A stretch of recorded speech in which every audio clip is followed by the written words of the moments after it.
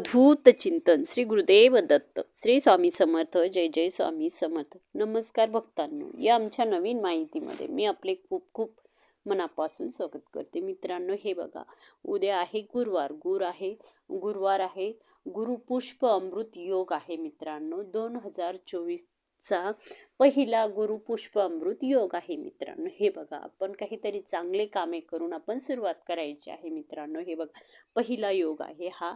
आपण पुष्प पौर्णिमा पण आहे. हे बघा मित्रांनो, आपण ह्या दिवशी काही दान करायला पाहिजे. मित्रांनो, आपल्या कार्यामध्ये आपले जे कामं जे अडलेली नडलेली आहे त्यामध्ये आपल्याला सफलता मिळेल. त्यामध्ये आपले अडलेली नडलेली जे कामं आहे मित्रांनो, ते संपूर्ण होतील. मित्रांनो, हा योग खूप शुभ योग आहे. मित्रांनो, संपूर्ण वर्षाच्या पहिला हा योग असा आलेला आहे. मित्रांनो, खूप शुभ योग आलेला आहे. ह्या योगामध्ये आपण काही ना काही दान करायला पाहिजे. मित्रांनो, हे बघा, आपण कोणकोणत्या वस्तू दान करायला पाहिजे, आपल्याला खूप शुभ परिणाम मिळतील. मित्रांनो, ह्या वस्तू आपण दान करायच्या आहे.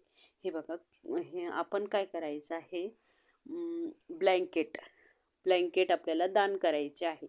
त्यानंतर गूळ आणि तेल ह्या वस्तू आपल्याला दान करायच्या आहे. मित्रांनो, ह्या वस्तू जर आपण दान केल्या तर आपले अडलेली नडलेली जी कामे आहेत ते संपूर्ण होणार आहे आणि आपल्या कामामध्ये अडथळे येणार नाही. मित्रांनो, संकटे येणार नाही.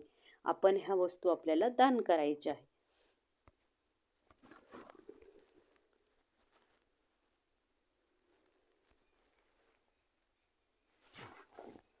आणि आपण ह्या वस्तू जर दान केल्या तर आपल्या घरामध्ये खूप शुभ पुष्प पौर्णिमा आहे. मित्रांनो, हे वस्तू आपण घरामध्ये दान केल्या तर घरामध्ये सुख समृद्धी येईल.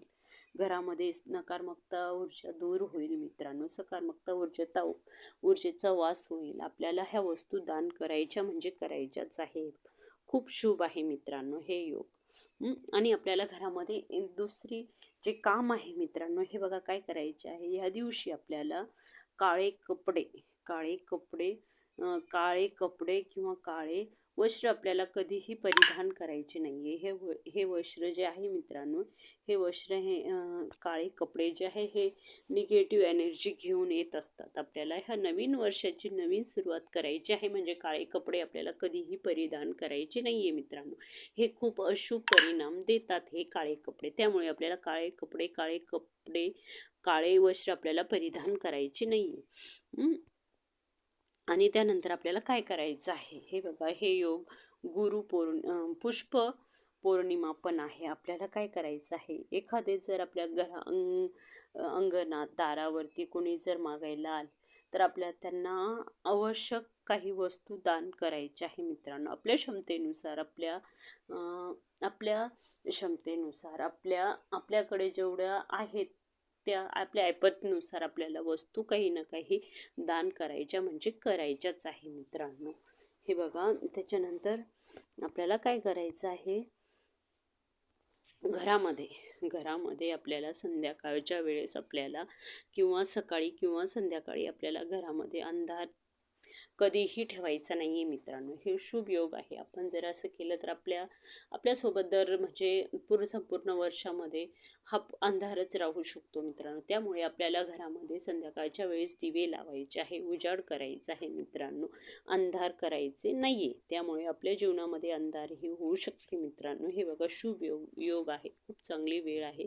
त्यामुळे आपल्याला घरामध्ये दिवे लावायचे म्हणजे लावायचेच आहे. आणि या पौर्णिमेच्या दिवशी आपल्याला काय करायचं आहे, काही तामसिक अन्न आपल्याला खायचे नाही आहे. मित्रांनो, हे म्हणजे मांस मच्छी हे अन्नाचे सेवन आपल्याला करायचे नाही आहे. कारण की आपण जर अशी सुरुवात केली तर हेच आपण पुढे चालून आपण वर्षभर हेच अन्न आपण खाऊ. मित्रांनो, हे दूषित अन्न म्हणजे हे अपवित्र अन्न आपण खायला नको. मित्रांनो, ह्या दिवशी आणि आपल्याला काय करायचं आहे, धूम्रपान धूम्रपान आपल्याला हे व्यसन आपल्याला करायचे नाही या दिवशी. मित्रांनो, आपल्याला ह्या दिवसाची सुरुवात एकदम शुभ कामाने शुभ योगाने आपल्याला ही सुरुवात करायची आहे मित्रांनो. त्यामुळे आपल्याला हे धूम्रपान असो किंवा दारू असो हे आपल्याला सेवन करायची नाही आहे. आणि आपल्याला काय करायचं आहे मित्रांनो हे बघा. आपल्याला पौर्णिमेच्या दिवशी चंद्रमा पूर्ण गोलाकार चंद्रमा असतो मित्रांनो. ह्यामुळे आपल्याला भगवान सूर्यांचा महिना आहे हा. पुष्प नक्षत्र आहे म्हणजे भगवान सूर्यांचा महिना आहे मित्रांनो हा. आपल्याला काय करायचं आहे, भगवान विष्णूंची पूजा करायची आहे, त्यासोबत लक्ष्मीचीही पूजा करायची आहे मित्रांनो. हे बघा, आपल्याला हे खूप शुभ योग आहे आणि शुभ कामानेच आपल्याला सुरुवात करायची आहे मित्रांनो. ही छोटीशी माहिती तुम्हाला कशी वाटली मला कमेंट करून नक्की कळवा. आणि व्हिडिओ आवडल्यास लाईक शेअर सबस्क्राईब करायला विसरू नका.